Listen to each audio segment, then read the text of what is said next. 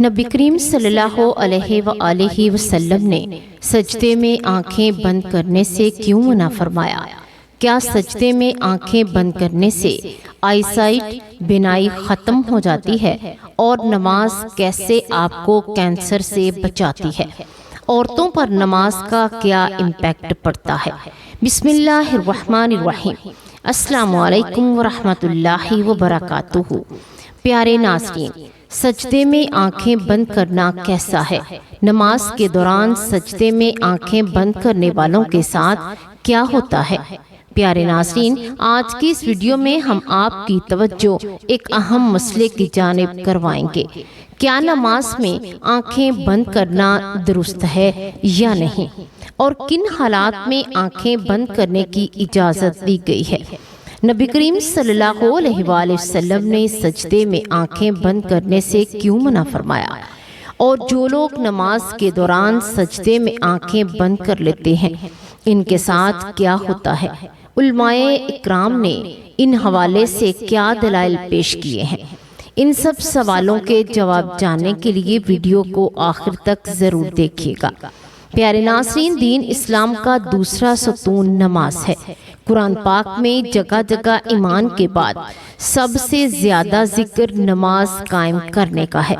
نماز بندے کو اپنے رب کے اتنا قریب کر دیتی ہے کہ اتنی قربت کسی بھی دوسرے عمل کے ذریعے اور کسی بھی دوسری حالت میں حاصل نہیں ہو سکتی۔ نماز قائم کرنے کی بدولت ہی مسلمان اللہ کی یاد، اس کا قرب، اس کی ہم کلامی جیسی نعمتوں سے فیض یاب ہوتا ہے۔ اور سجدہ جو نماز میں کیا جاتا ہے، یہ ایسی حالت ہوتی ہے کہ انسان اپنا ماتھا، اپنی پیشانی، جو کہ انسانی جسم کا سب سے معتبر حصہ ہے، اللہ کے حضور میں اپنا ماتھا، اپنی پیشانی زمین پر لگا دیتا ہے۔ اپنی پیشانی کو زمین پر کیوں لگاتا ہے؟ اس لیے کہ وہ ظاہر کرتا ہے کہ میری یہ معتبر پیشانی اللہ کے حکم کے آگے زیر ہو چکی ہے۔ یہ میرے رب کا حکم تھا کہ اپنی پیشانی کو سجدے میں زمین پر لگاؤ۔ یا اللہ، میں نے تیرے حکم کی تعمیل کی، میں اکڑا نہیں، میں اترایا نہیں، میں نے اپنے جسم کا معتبر حصہ تیرے حکم کی خاطر جھکا دیا۔ یہی وجہ ہے کہ سجدے انسان کو اللہ کا مقرب بنا دیتے ہیں، اللہ کی قربت حاصل ہوتی ہے۔ سجدہ کرنے والے انسان اللہ کا پسندیدہ انسان بن جاتا ہے، مقرب بن جاتا ہے۔ کیا دین کی روح اور بندگی کے معراج ان چیزوں کے سوا اور بھی کچھ ہو سکتی ہے؟ ظاہر ہے کہ نہیں ہو سکتی۔ ایمان کی جڑوں کو نمی اور تازگی صرف اللہ کی یاد ہی سے ملتی ہے۔ جس درخت کی جڑوں کو نمی اور تازگی نہ ملے تو سوکھنے لگتا ہے اور پھلنا پھولنا بند کر دیتا ہے۔ اس لیے جس شخص کا دل اللہ کی یاد سے غافل ہو، اس کا ایمان مرجھا جاتا ہے۔ نیک اور صالحہ شخص صرف وہی ہو سکتا ہے جس کے اندر ایمان کی تازگی موجود ہو، اور ایمان اسی کا تازہ ہو سکتا ہے جس کے دل میں اللہ تعالیٰ کی یاد گھر کر گئی ہو۔ نماز کی بہت بڑی اہمیت ہے۔ مسلمان اور کافر میں فرق کرنے والی نماز ہی ہے، یعنی جو نماز پڑھتا ہے وہ مسلمان ہے اور جو نہیں پڑھتا وہ کافر ہے۔ پیارے ناظرین، سیدنا فاطمۃ الزہرا رضی اللہ تعالی عنہا نے کبھی بھی نماز قضا نہیں فرمائی۔ یہ ہمارے زمانے کی عورتیں کہتی ہیں کہ گھر میں کام زیادہ ہوتا ہے، تھکاوٹ ہو جاتی ہے، نماز کا ٹائم نہیں ملتا، تلاوت کا ٹائم نہیں ملتا۔ ایک مرتبہ رسول اللہ صلی اللہ علیہ وآلہ وسلم اپنی بیٹی سیدنا فاطمۃ الزہرا رضی اللہ تعالی عنہا کے گھر تشریف لائے۔ فاطمۃ الزہرا رضی اللہ تعالی عنہا نماز پڑھ رہی تھی۔ کھڑی ہونے لگی نماز کے لیے تو دڑام سے نیچے گر پڑی، پھر کھڑی ہونے لگی، پھر گر پڑی، پھر کھڑی ہوئی تو پھر گر پڑی، 5 مرتبہ گری۔ نماز کے بعد رسول اللہ صلی اللہ علیہ وآلہ وسلم نے اپنے جگر گوشہ سے پوچھا، بیٹی کیا بات ہے؟ عرض کیا، یا رسول اللہ صلی اللہ علیہ وآلہ وسلم، آپ کی بیٹی کا 5 دن سے فاقہ ہے۔ سیدنا فاطمہ زہرا رضی اللہ تعالی عنہا جو جنت کی ساری عورتوں کی سردار ہیں، ان کا یہ حال ہے۔ پیارے ناظرین، آپ سے گزارش ہے کہ اپنی بیٹیوں بہنوں کو حضرت فاطمہ زہرا، حضرت زینب رضی اللہ تعالی عنہا کے قصے سنایا کرو تاکہ ان کا نماز پر یقین پیدا ہو۔ ذرا غور سے سننا اور یاد رکھنا کہ مسجدوں میں جو لاؤڈ سپیکر لگے ہوتے ہیں یہ ہمیں پکڑوائیں گے۔ قیامت کے دن انہی کی وجہ سے بڑی پکڑ ہوگی، انسان کا بڑا نقصان ہوگا۔ جتنی زیادہ اذان سنتے ہو اور مسجد میں نہیں جاتے اتنا ہی ڈبل گناہ ہے۔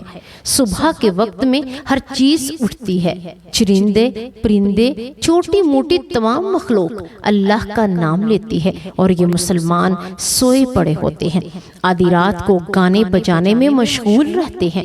حدیث پاک میں آتا ہے کہ قرآن کریم میں بھی ہے، درختوں کے پتے بھی اللہ کا نام لیتے ہیں، پتھروں کے کنکر بھی اللہ کا نام لیتے ہیں، زمین آسمان کے درمیان میں سمندر کا قطرہ قطرہ بھی اللہ کا نام لیتا ہے، دریا کا قطرہ قطرہ بھی اللہ کو یاد کرتا ہے۔ اللہ کے ذکر سے اور نماز جیسے عظیم کام سے صرف انسان ہی غافل ہے۔ پیارے ناظرین، ہم آپ کو نماز میں آنکھیں بند کرنے کے بارے میں بھی بتائیں گے، لیکن اس سے پہلے ضروری ہے کہ رسول پاک صلی اللہ علیہ وآلہ وسلم کی نماز کیسی تھی، اس حوالے سے بات کی جائے، کیونکہ حدیث پاک کا مفہوم ہے کہ تم نماز ویسے ہی ادا کرو جیسے تم نے مجھے ادا کرتے ہوئے دیکھا۔ تو پیارے ناظرین، اس لیے ضروری ہے کہ رسول اللہ صلی اللہ علیہ وآلہ وسلم کی نماز کی حالت کے بارے میں جاننا چاہیے کہ اللہ کے نبی نماز کس طرح ادا کرتے تھے۔ اللہ تعالیٰ کے محبوب بندوں میں انبیاء کرام علیہ السلام، صحابہ کرام رضوان اللہ علیہ اجمعین اور اولیاء کرام رحمت اللہ علیہ، اللہ نے انہیں اپنی رحمت خاص سے نوازا اور انہیں مقام ابدیت سے سرفراز کیا۔ ان محبوب ہستیوں کی نماز میں بے پناہ محبیت اور خشوع خضوع تھا۔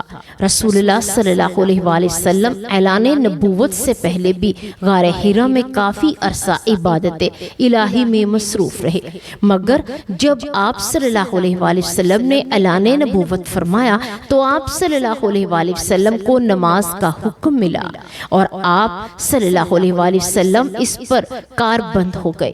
ابتدا میں آپ چھپ کر نماز ادا کیا کرتے تھے۔ رسول اللہ صلی اللہ علیہ وآلہ وسلم کی نماز مثالی ہے، آپ کی نماز میں بے حد درجہ کی مثال تھی اور گویا کہ آپ کی نماز کامل تھی۔ آپ صلی اللہ علیہ وآلہ وسلم نفلی نمازوں میں بھی خشیت الہی سے اشکبار ہو جاتے اور اللہ تعالیٰ کی طرف اتنی لگن اور محنت سے متوجہ ہوتے کہ دنیا کے ہر خیال سے بے نیاز اور بارگاہ رب العزت کے بالکل قریب ہو جاتے تھے۔ اللہ تعالیٰ کے حضور آپ صلی اللہ علیہ وآلہ وسلم جیسی کامل اور مقبول نماز نہ کوئی پڑھ سکا اور نہ ہی کوئی پڑھے گا۔ آپ تہجد پڑھا کرتے تھے اور شروع میں آپ صلی اللہ علیہ وآلہ وسلم پر نماز تہجد فرض تھی۔ اس کے کچھ عرصے کے بعد صبح و شام آپ صلی اللہ علیہ وآلہ وسلم نے 2 رکعتیں پڑھنا شروع کر دی۔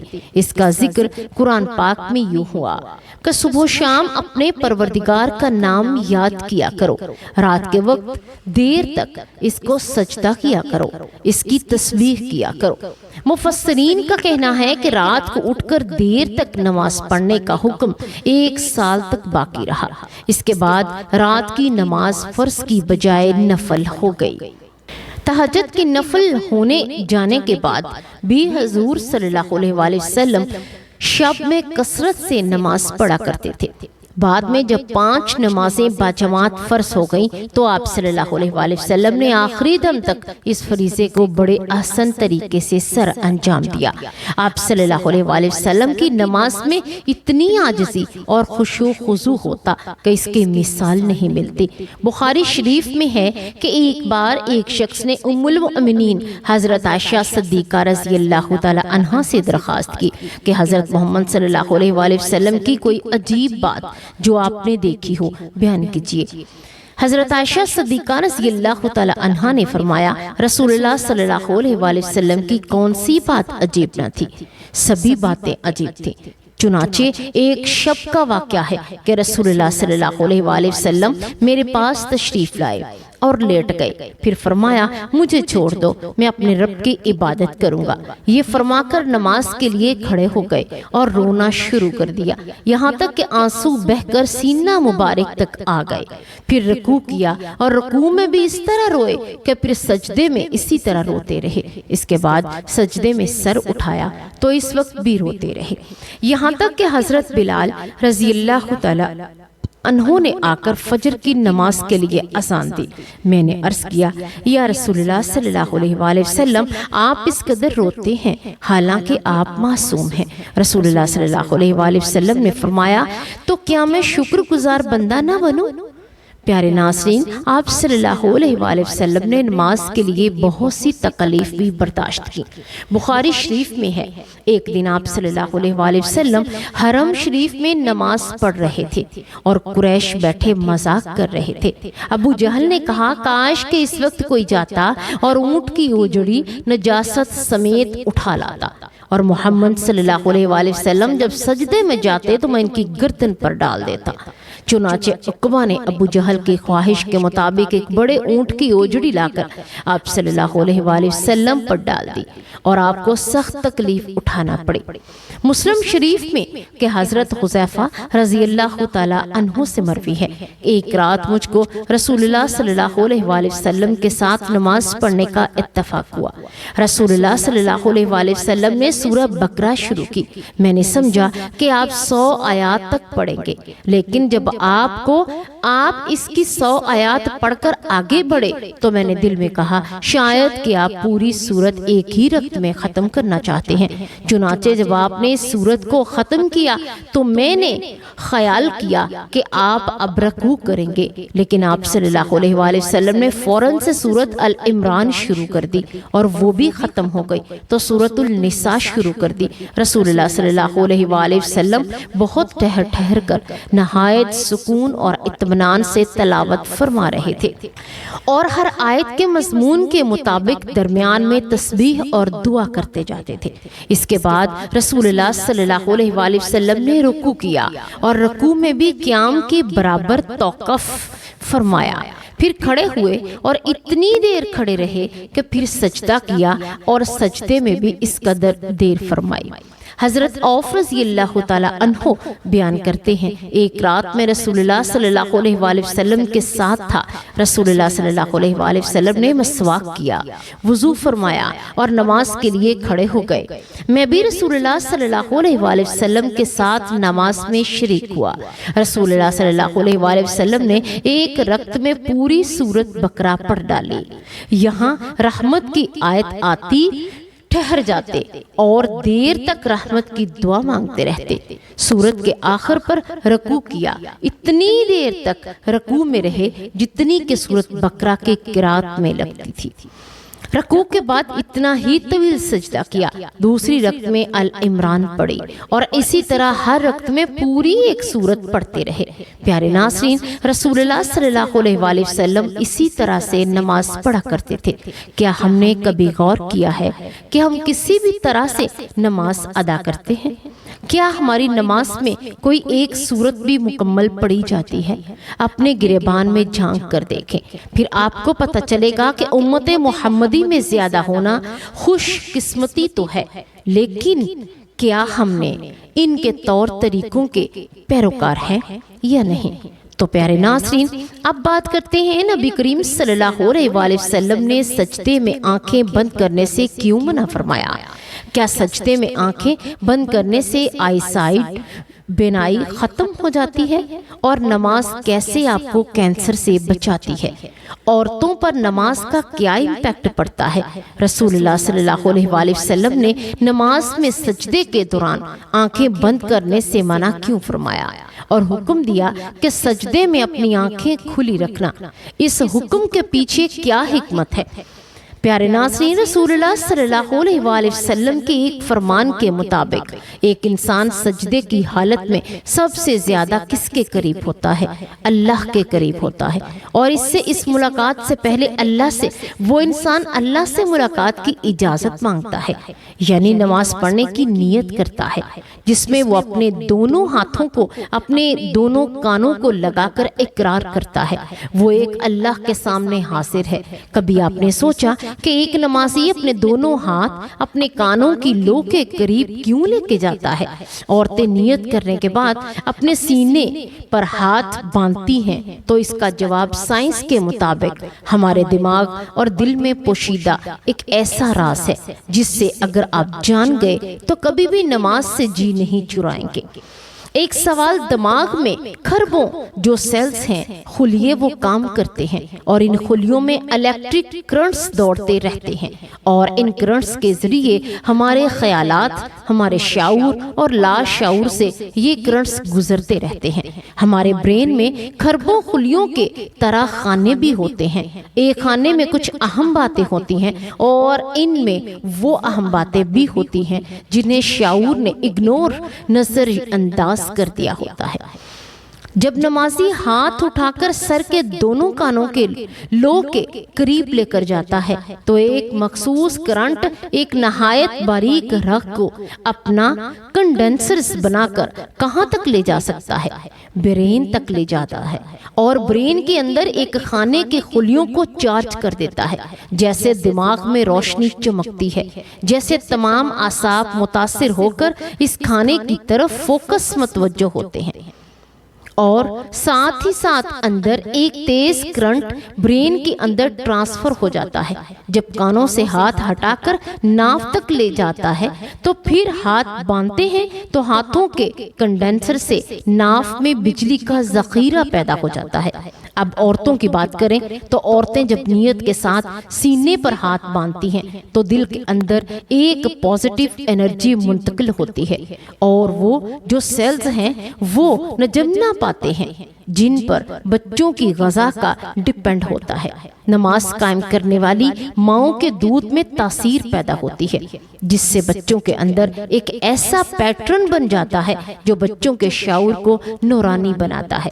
جدید ریسرچ سے یہ بات ثابت ہو چکی ہے کہ عورتیں جب سینے پر ہاتھ رکھ کر ایک خاص میڈیٹیشن مراقبہ کرتی ہے نماز کی صورت میں، جس سے دنیا سے ہٹ کر کسی پرسکون خیال میں کھو جاتی ہے، یعنی اللہ کی طرف جب نمازی عورت متوجہ ہوتی ہے تو ایسی حالت میں خاص قسم کی شعائیں پیدا ہوتی ہیں جو بقول ڈرون کے ہلکی نیلے یا سفید رنگ کی ہوتی ہیں، جو اس کے جسم میں داخل اور خارج ہوتی ہیں اور اس جسم کے اندر امیونٹی کے بڑھنے سے وہ جسم کبھی بھی سیلز کینسر میں مبتلا نہیں ہوتا۔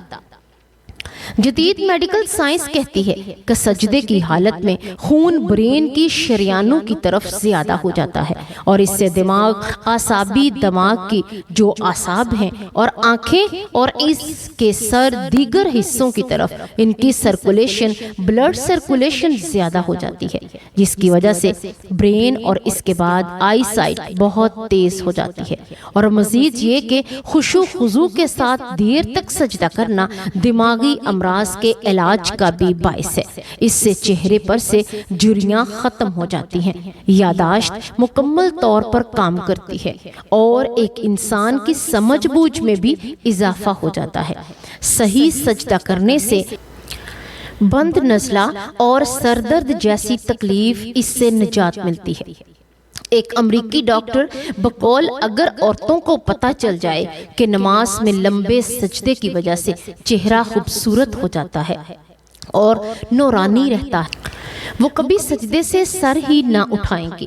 اور سجدے کی حالت میں آنکھیں کھلی رکھنے کے پیچھے ایک بہت بڑی حکمت پوشیدہ ہے، اور اس حکمت کو جاننے سے پہلے ایک حدیث پاک کے بارے میں بتاتی چلو، جس میں رسول اللہ صلی اللہ علیہ وآلہ وسلم کا فرمان ہے کہ لوگوں کا کیا خیال ہے جو نماز میں اپنی نظر آسمان کی طرف اٹھاتے ہیں، یہاں تک کہ آپ صلی اللہ علیہ وآلہ وسلم نے فرمایا لوگ اس حرکت سے باز آ جائیں۔ ورنہ ان کی بینائی ختم ہو جائے گی۔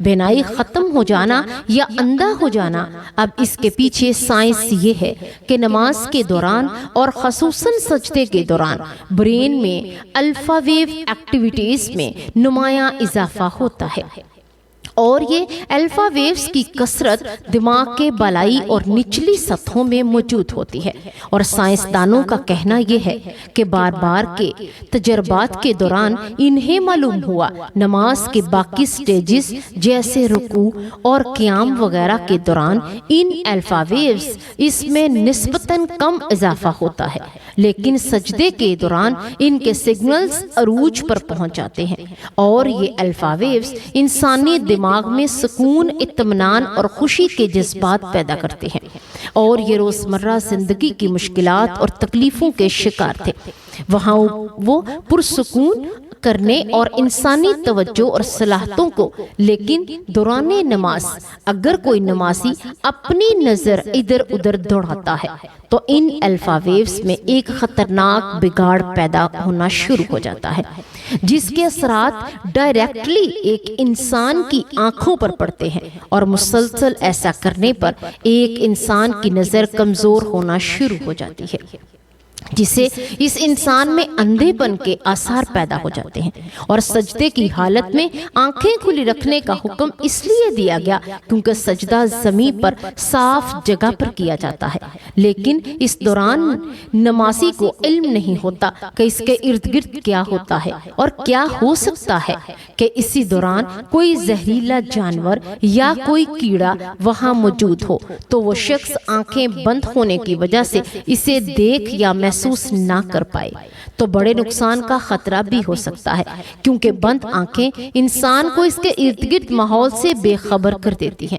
اور دوسری بڑی وجہ یہ ہے کہ نماز اور خصوصاً سجدے میں آنکھیں کھلی رکھنے کی وجہ سے ایک انسان کی سوچ نماز پر فوکس کرتی ہے، اور جس سے اسے پتہ ہوتا ہے کہ وہ کیا اور کیسے پڑھ رہا ہے۔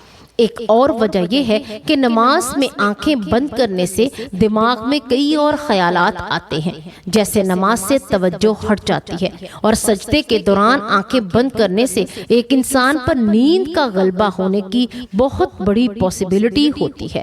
اور اسی طرح اور کئی وجوہات بھی ہیں جن کی وجہ سے رسول اللہ صلی اللہ علیہ وآلہ وسلم نے نماز اور خاص طور پر سجدے میں آنکھیں کھلی رکھنے کا حکم دیا، اور سائنس بھی یہی کہتی ہے کہ سجدے کی حالت میں ایک انسان کے جسم کا زیادہ تر خون اس کے دماغ تک پہنچتا ہے، اور ایسی حالت میں اگر آنکھیں بند رکھی جائیں گی تو دماغ کے جن حصوں کا فوکس نماز پر ہوتا ہے، اور ان حصوں میں اور کئی چیزیں بننا شروع ہو جاتی ہیں، جس سے انسان کا فوکس اس حالت سے ہٹ جاتا ہے، اور دماغ ان الیکٹرک کرنٹس میں بگاڑ پیدا ہو جاتا ہے، جیسے دماغ پر ایک برا امپیکٹ پڑتا ہے، اور انسان کی یادداشت بھی ڈیمیج ہو جاتی ہے۔ اللہ تعالی ہم سب کو 5 وقت کی نماز پڑھنے اور اس پر عمل کرنے کی توفیق عطا فرمائے۔ آخر میں اللہ سے دعا ہے کہ اللہ تعالی ہمیں دین کی صحیح سمجھ بوجھ عطا فرمائے، ہماری نمازوں میں خشوع و خضوع پیدا فرمائے، اور جس طرح سے رسول اللہ صلی اللہ علیہ وآلہ وسلم نے زندگی گزار دی انہی کے نقش قدم پر چلنے کی توفیق عطا فرمائے۔ اگر یہ ویڈیو آپ کو اچھی لگی تو ہو سکتا ہے کہ اسے صدقہ جاریہ سمجھ کر دوسروں کے ساتھ شیئر ضرور کریں۔ ہو سکتا ہے کہ آپ کے ایک شیئر سے اللہ تعالیٰ کسی کی زندگی اور دل بدل دے۔ اپنا بہت خیال رکھیے گا۔ اللہ تبارک و تعالیٰ سے دعا ہے کہ ہم رسول اللہ صلی اللہ علیہ وآلہ وسلم کی سنتوں پر عمل کرنے والے بن جائیں، ہمارا جینا مرنا رسول اللہ صلی اللہ علیہ وآلہ وسلم کی اطاعت میں گزرے، ہم رسول اللہ صلی اللہ علیہ وآلہ وسلم کے سچے اور پکے امتی بن جائیں۔ اللہ پاک ہمارا خاتمہ ایمان پر فرمائے، آمین یا رب العالمین۔